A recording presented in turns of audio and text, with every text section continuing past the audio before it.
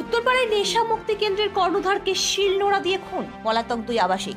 উত্তরপাড়া শান্তিনগরে চাঞ্চল্যকর ঘটনা।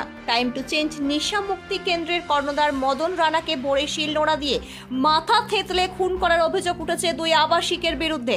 তারা অপর এক আবাসিককেও মারধর করে পালায়। রক্তাক্ত অবস্থায় হাসপাতালে নিয়ে গেলে মদনের মৃত্যু হয়। পুলিশ সূত্রে জানা গেছে, অভিযুক্তরা পুজোর আগে বাড়ি যেতে চাইছিলেন, কিন্তু মদন রাজি হননি। সেই নিয়ে বচসার জেরেই খুনের ঘটনা ঘটে।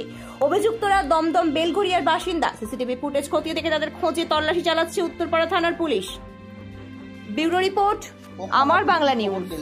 7:45 নাগাদ ছোটকা বলে একটা ছেলে, ও গেল, গিয়ে দরজা ঠকঠক করলো, মানে আমিও উঠবো বললো তাড়াতাড়ি চল, তোর ভাইকে সেন্টারের ছেলেরা মিলে খুব মার মেরেছে, মুখটা চেনা যাচ্ছে না। আমি কোনো রকম স্যার মুখে জলটা দিয়ে চুড়িদার পরে চলে এসেছি।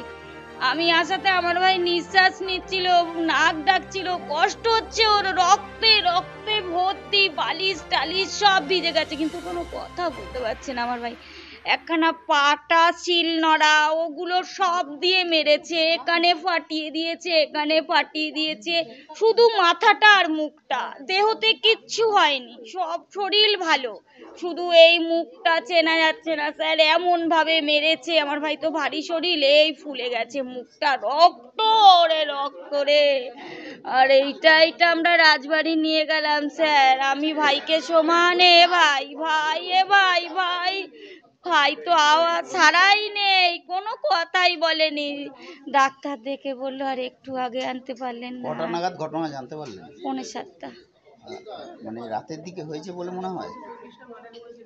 না স্যার, না স্যার, কালকে 12:20 থেকে 15 গাড়ি রাখতে গেছে, 12:15 ঘুমিয়েছে স্যার, রাত্রিরে করেনি স্যার। ডাক্তার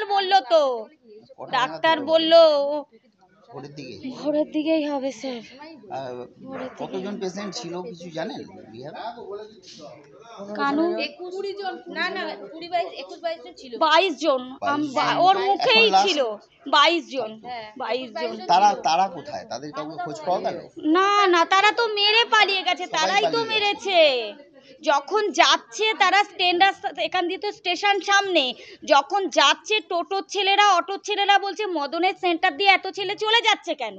তারা কিছু লোক হয়তো দেখতে এসছে, ওকে ফোন করেছে, ওকে ফোন করেছে, সেই সূত্রেই 2-1 জন হয়তো দেখতে এসছে, তারপরে বলছে মদনের এরম দিয়ে এরম, এইটা পুরো খোলা, এইটা খোলা, সন্দেহ হয়তো ওদের হয়েছে। আর কারোর সাথে কোনো শত্রুতা বা কোনো গন্ডগোল?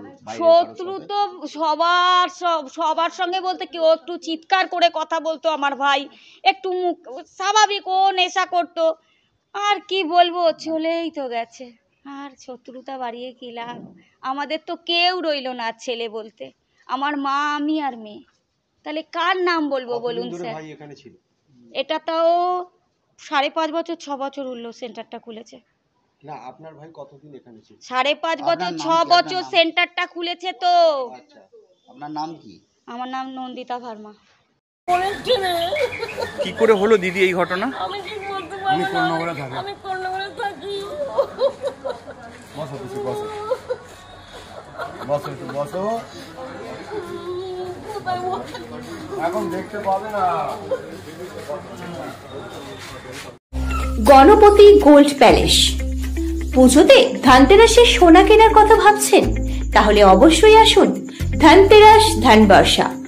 একমাত্র গণপতি গোল্ড প্যালেসে মজুরি মাত্র 6%। শুধু তাই নয়, পুরানো সোনার বদলে নিয়ে যান হলমার্কযুক্ত সোনা বা রূপোর গহনা, সঙ্গে পেয়ে যান প্রতিটি কেনাকাটায় নিশ্চিত উপহার। গণপতি ছাড়া ধনতেরাস অসম্পূর্ণ, তাই চিন্তা না করে আজই চলে আসুন গণপতি গোল্ড প্যালেসে। আমাদের ঠিকানা মদন মোহনতলা, ধনিয়াখালী, হুগলি। মোবাইল 8167032474।